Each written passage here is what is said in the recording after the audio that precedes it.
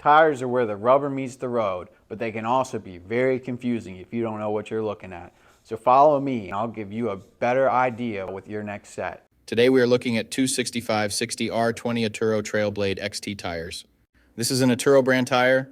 It is from the XT series that they offer. This tire has a performance designation of all-terrain, passenger light truck, and SUV tire. This tire has a 10-ply construction. I will go over what that means in just a moment. Some of the manufacturer-listed features of this tire include 3-ply sidewall provides strength and durability both on and off-road.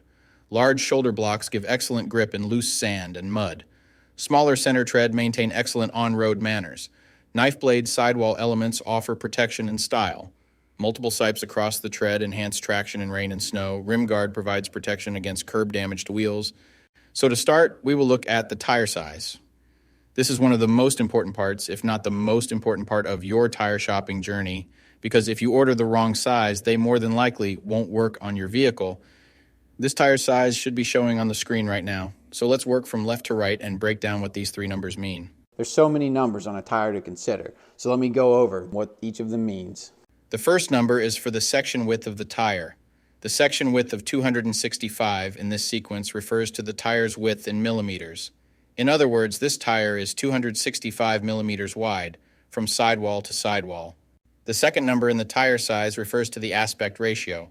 60 in the sequence is the aspect ratio of the tire. The aspect ratio is a percentage, and it tells you the ratio of the tire's height to its width.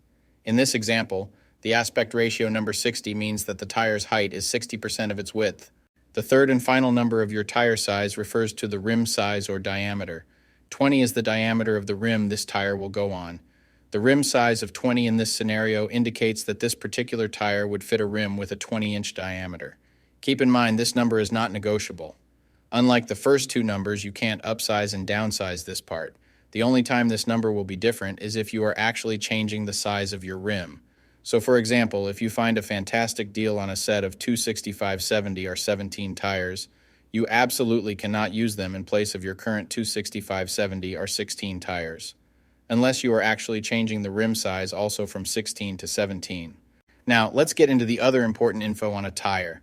Besides the three components that make up the tire size, the three other most important components are going to be the load index, speed rating, and ply rating or load range. Let me dive into what those numbers mean right now. So this is where it gets a little more tricky. These three components will sometimes require some additional research to know what your vehicle needs.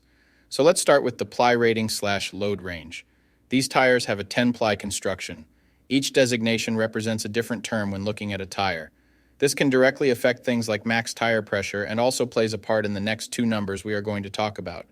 When in doubt of the rating your vehicle requires, in most cases it is safe to go with the same rating your vehicle currently has, as long as it was replaced with the correct spec of tire last time they were replaced.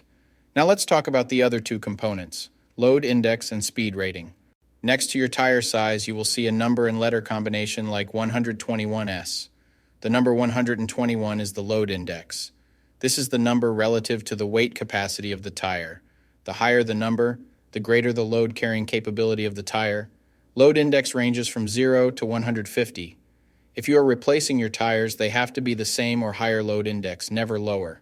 For example, if your current load index is 121, a tire of the same size with a load index of 124 would work for you, but not a tire of the same size with a load index of 118.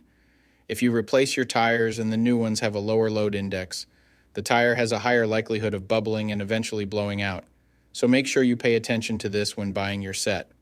So for the tire we are looking at today, the load index of 121 represents a weight capacity of 3,197 pounds. For my metric system, using friends, that would be a capacity of 1,450 kilograms. Located next to the load index we just talked about, there is a letter. The letter S is the speed rating for this tire. This is the maximum speed sustainable for the tire. Each letter has a corresponding speed rating approved by the Department of Transportation and the tire manufacturer. Alphabetically, the speed rating increases as the letters advance from A to Z, except for the letter H, which we'll explain in a minute. The most common speed ratings range from L, 75 miles per hour, to W, 168 miles per hour. High-performance racing tires speed rated 168 miles per hour or higher are marked ZR, Originally, tire speeds were just S, H, or V, S being the slowest, H being the middle, and V being the fastest. Over the years, as tire speeds have evolved, for whatever reason, H has always remained the same, 130 miles per hour. When Z-speed rated tires were first introduced, they were thought to reflect the highest tire speed rating that would ever be required, in excess of 240 kilometers per hour or 149 miles per hour. While Z-speed rated tires are capable of speeds in excess of 149 miles per hour, how far above 149 miles per hour was not identified. That ultimately caused the automotive industry to add W and Y speed ratings to identify the tires that meet the needs of vehicles that have extremely high top speed capabilities. So the speed rating of S in the case of this tire means that this tire is rated for speeds of 112 miles per hour or 180 kilometers per hour. While speed rating is important in some unique cases, you shouldn't spend a ton of time focusing and comparing tires based solely off of this.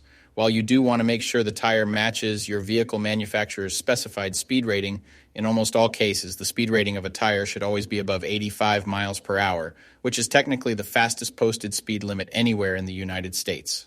In conclusion, when looking at this set, make sure your current numbers and letters all match to ensure a seamless buying experience. Hopefully this info helped you make an informed tire decision. Peace.